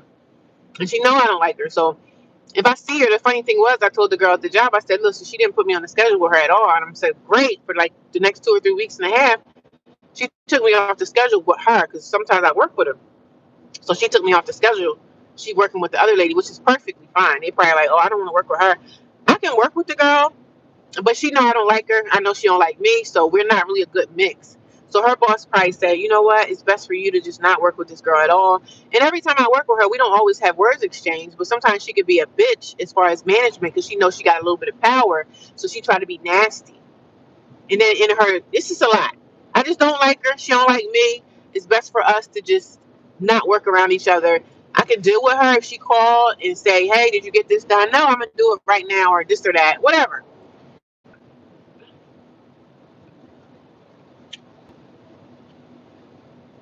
See, leadership, the managers don't like the fact that she has to leave. They don't like that because they got to get somebody else in that position. They either got to hire out, and most of the time they want to hire within. They want to deal with whoever they have. So that's what they're going to do.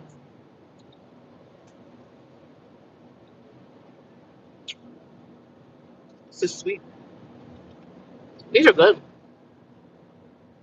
I can't wait till they get them apples out. And I start going to these produce places and start getting them fresh apples. Oh my God, I love it.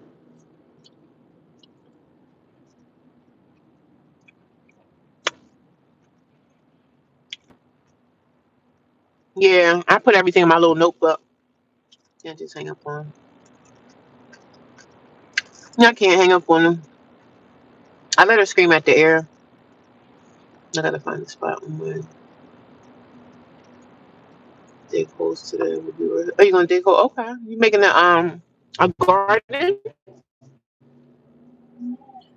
I just put the phone down because I can't really hang up on them.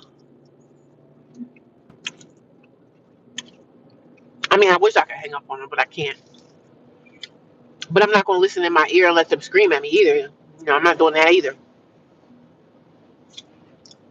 And most time in this company, like no matter how mean a customer can be to you, the people that sell them stuff, the salespeople are getting money from that customer, so they're going to lean more onto the customer than they would lean on my side. So you ain't got no a leg to stand on because most of the time everything boils down to money. They don't care about how a customer treated you. In this field, in sales, they don't give a damn about how somebody treated you. Oh, she shouldn't have treated you that way, or they don't care. Some of them customers be coming in there dropping thousands of dollars on stuff. You can't take it personal. And I told the new girl, I said, this is just how this business goes, man. It's very savage. In sales, it's a savage business. And some of them can treat us like garbage. Well, they try. But see, I'm the person, I push back.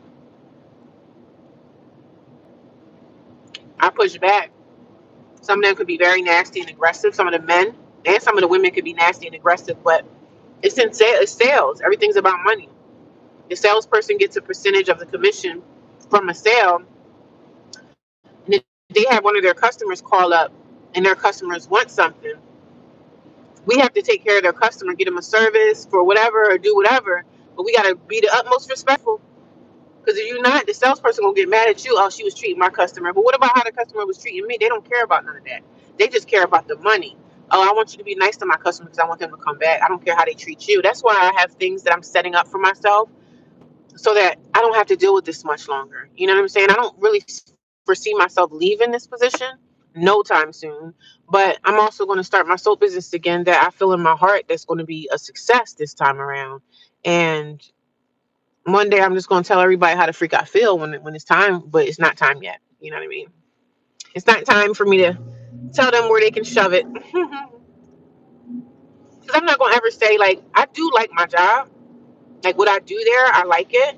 I just don't like the people that I have to interact with every day. And it's not even the customers. It's most of the time the people that you have to work around. Most of the time at work, a lot of the drama, a lot of the person stirring the pot, the drama stuff that's going on, a lot of that is coming from leadership. It's coming from the management. And that's the thing that sucks because most of the time when it comes to management and leaders, you don't have a leg to stand on because they love those managers because the managers are doing the jobs that I can't do. You know what I'm saying? So they have a certain amount of respect for those managers. And I'm not saying that managers can't get themselves in a pickle. They can. But they rely on those managers and they believe them a little bit more than they would believe me being a regular worker. So I try to keep my mouth shut and stuff like that. And I've been there for a couple years. So I'm there and I'm going to stay there until the soap business jump off. And then when the soap business jumps off, the way I need for it to jump off, I'm out of there. You know? But I'm gonna keep it as long as I can. I'm gonna keep it as long as I can, honey. You always need something to fall back on and stuff. And I got a 401k and I have vacation and I'm taking off on my birthday. My birthday is sometime in May, so I am taking off like 4 days to just enjoy. I've always been like a hustler, right? I've always been a hustler. Oh, certain days I'm just not even gonna. I'm gonna work for my birthday because I wasn't never really doing much of anything, right? I never really celebrated myself until I got into a position that I'm in now of survival mode, right? I'm in survival. I'm in survival mode, and being in survival mode, I've been in survival mode most of my life, right? Um, Being a mom, raising my kids, being a single mom, or whatever the fact, I've been in survival mode for such a long time. But now I'm stepping back and I'm saying, no, I gotta celebrate me too. I gotta celebrate me. My birthday is coming up in May and I'm gonna celebrate myself. Even if I sleep all day or lay around or whatever, I'm gonna celebrate myself. I might make me a big old cupcake for myself and just celebrate me. We can't sit around and wait for someone else to celebrate us. Celebrate ourselves. Let's celebrate us. And I'm at the point in my life at the ripe age of 45 years old. I'm living for myself, man. I'm living for myself. Yeah, I have some things that I need to work on and things that I need to achieve and things that I need to even do for self. But I gotta love me first because no one else is gonna love me but me, right? And I gotta keep on going. That's it. I don't think it was a detour up there, and I don't think I could detour through here. Oh my. Maybe I can. Maybe I can. Hopefully this is. It was a detour, so I had to go out the way. Hopefully this is the right They usually put like signs for detours or whatever. But now I'm at the point in my life where I'm celebrating myself. I'm loving myself. I'm celebrating me. I'm enjoying being in the skin. I've always enjoyed being in the skin, like having my being in my own skin. But now I'm really nurturing and taking care of myself. I'm celebrating the fact that I'll be 46. I'm celebrating the fact that I'm aging. I'm okay with it. I'm okay with aging. I'm okay with getting old because nobody wants to be around forever. I mean, I don't. Who want to live in this world forever? So I'm nurturing and taking care of myself, building and continuing to build. And that's it. That's the end of my story because I'm not going to stop. We ain't going to stop. That's it. I'm not going to stop messing with me in these streets. Okay, hopefully this is a good place to detour. That'll get me to. It was a detour down there, and I don't even know how to get out of this area. But I don't know. Maybe the Wi-Fi is acting up because I'm down here by a lot of trees. It seems like a nice little town neighborhood. And I'm also going to try my hand at trying to get me a mortgage, like trying to get me a first-time home buyers thing. And that's I've been studying and learning that, learning like trying to learn and figure out like real estate and my options and things that I have. But me having a second job with YouTube and stuff, YouTube is a part of my income. The job that I have is a part of my income. And me getting a second job, which I'm going to get a second job, but it's going to be an overnight gig. So that's going to be part of my income. So I'm trying to find all these different incomes and stuff that I can have so that I can get a, so I can get my first time home buyer's mortgage or even get a condo or something. An HOA, I don't think I want to live in an HOA, but I don't know. I got to just see what my options are. So we trying, child. I'm doing a lot, okay? I just don't speak about it, but it's a lot of things that are happening for me right now. A lot of good things. And I'm more so the type of person when good things happen, y'all gonna know about it. I think I'm like in the wrong area. Where am I? Child, I don't know where I'm at. This looks like this is like a nursing home. Oh Lord. I never heard of this place before. I don't know, is this a nursing home or child, let me get out of here. This look like the hood. Child, I don't know where I'm going. I don't know if that's a nursing home or a veterans haven or something. I don't know what that place is. I just see a whole bunch of older men. I don't know if it's a nursing home, but it looked like it's nestled back in the woods. I'm just trying to find my way out of this thing. They should have had signs, detours, go this way. I don't know where I'm going. I guess I got to figure it out. I'm all the way back here in these damn woods due to this detour sign. The detour ain't do nothing to help me. Nothing. Okay, so let's go back down this way, honey. Let's try it again. I'm lost in the back of the woods. I don't know where I'm going. They got some nice houses out here. I'm a country girl anyway, so I like country living. But yeah, I'm gonna try to see if I can get a first time home buyers program. And I know with that, oh look at this beautiful home. It's two homes together. Ooh, that's so pretty. The yard is amazing. I just love these country style homes. I'm just trying to get out back to the pike and I don't know if I can get there from here. I don't know. Okay, hopefully I can get it from this street right here. This is like a main road. They got some beautiful homes out here. I love it. Look at that one. That one's pretty. That one's pretty. Baby, when it's plain. Okay, hopefully I can get back out to the pike from this way. So, yeah. I mean, I could get a rental too. I'm thinking like I'm gonna do the first time home buyers and just give that a shot. And still, at some point when I get the second job, to see if I can rent from a private landlord. Because I'm kind of willing right now to do whatever I have to do to get out of the place that I'm in now. I'm only there because they offer me house. I would stay there would be, you know what I mean? A year. I'll give myself maybe a year. So we ain't staying there too long, baby doll. Hey, my phone is always dead. I love these little country roads. these little country drives back in the woods on a nice summer day. Not a summer day, but a nice spring day. I'm hoping this is going to take me to where I need to go to because I'm kind of nestled somewhere far back in the woods and I don't know where I'm at, girl. I don't know where I'm at, girl. I'm back in the woods though.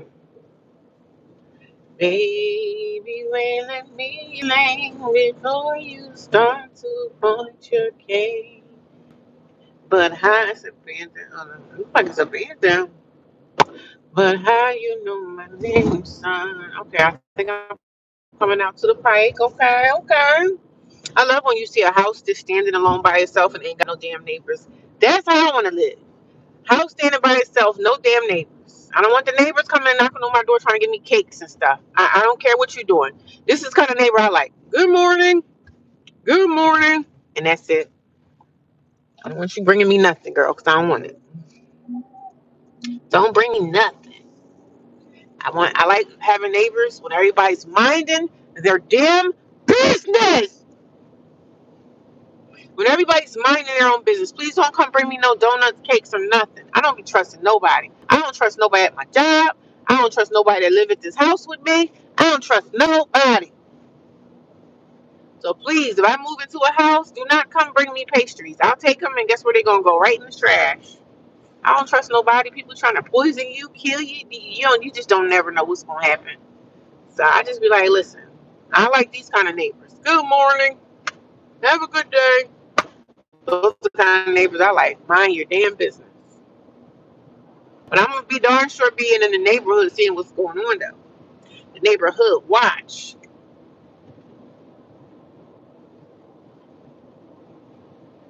How you know my name, son? But baby, wait.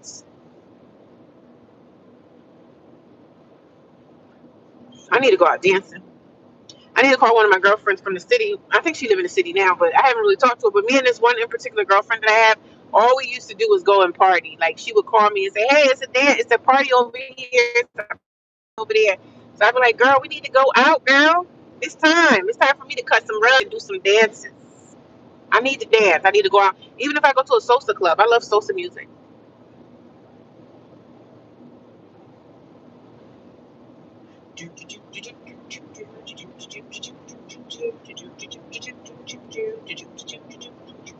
I love dancing, y'all.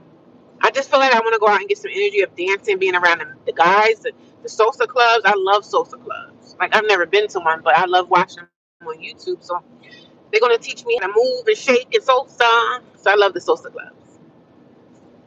But I just feel like I want to go out and dance. Even if I do some stepping music, that's fun. You know what I'm saying? That's a vibe. That's a vibe. That's a vibe. I need a vibe. I need a vibe. I need me a dancing vibe. I just want to go out and socialize and be a vibe. I need a vibe.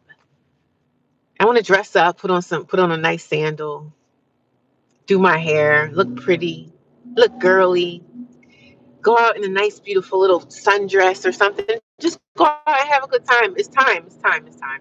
So I'm gonna be looking for events in my area that I can start taking off of work on like some Saturdays, finding these events and just going to them. Because sometimes in the summertime, they be having boat events, like all white events and stuff like that. I want to start going and socializing, man. Because networking with people will get you far as well. I can't stay, especially when you do business, you have to socialize with people, kind of let them know what you're doing. Then they be like, oh, I know somebody that, so I have to get out there. I have to get out into the social network. Like when I was at the guitar shop, the men in there and they were all white guys, and they were nice and they were helpful. They were interested in my soap. They were like, "What do you make?" And I said, "Soap making." He was like, "Oh, how do you do that?" So these people are like, they want to know what's going on, man. People want to know, like, especially if you're bringing something to the table and it's something that you're making for people, you're making for your community. I want all the neighbors because I can supply. I just got to make them. So I'm going to make my first batches, which is probably going to be 10 batches. I'm going to make my first, and it's going to be probably 10 bars of soap. 10. Okay? It's going to be 10. 10 loaves. So I could probably get probably like 50 bars out of me making 10 loaves of soap. Because if you think about a loaf of soap, when I was telling the guys in the guitar shop, I said, listen, think about a mold. Think about a loaf of bread. You make the bread, you make the dough, and then you put the doughy bread and you put that inside of a mold, and then you put the bread that you make, you put it in the oven and you bake it for, I don't know how to make bread. I've never made bread before, but I do want to try the sourdough. So think about making bread and thinking about putting the bread inside of a mold and put it in the oven. That's kind of similar to making soap. You just, soap, you can't eat it, of course, but they were like, how do you do that? I said, well, think about a loaf of bread. Think about you mixing your ingredients, rolling the dough, putting the flour, whatever. And then you put that bread inside of a soap, a bread mold. The mold is always like square or rectangle, whatever. Put it in there, put it in the oven. Then when it comes out of the oven and it's done, you need to get a knife and you need to slice that bread. That's like making soap. That's is what I do with soap. I make the ingredients, all the oils and everything. You need lye to make soap. Then you pour your ingredients inside of something that looks like a bread loaf. You pour it in there, and but then soap, you don't put soap in the oven. You just let the soap sit out for like uh, it has to cure for. I let my soaps cure for like a day or two, like 1 or 2 days. I'm not in a rush to cut it the next day. Most of the time, I'll cut the soap the next day if I'm kind of like antsy, because sometimes you get. It's fun when you have to cut soap. It's a nice experience for me to cut the soap. It's so fun because it smells so good and it smells fresh. Like even the soaps that are unscented, the ones that I do for eczema, it's unscented, but it still smells so natural and nice. It has no colorants. It has the oatmeal in it. I put chamomile. Like I steep the chamomile teas. You know the tea that you can go to shop, right? You make chamomile tea. I use the chamomile tea, and I use that inside my soaps as well. I use the tea from the chamomile, and I'll just so it's soothing on your skin. It's soothing. It's perfect for babies. Then I put some colloidal oatmeal inside of it. The colloidal oats, it all gives you that calming aspect of everything. So I can't wait. But that's kind of is how you make soap. And you put it into a mold, and then in a day or two you have to cut it. So it's kind of almost like if you're slicing cheese too, like a cheese slicer. People make their own cheese.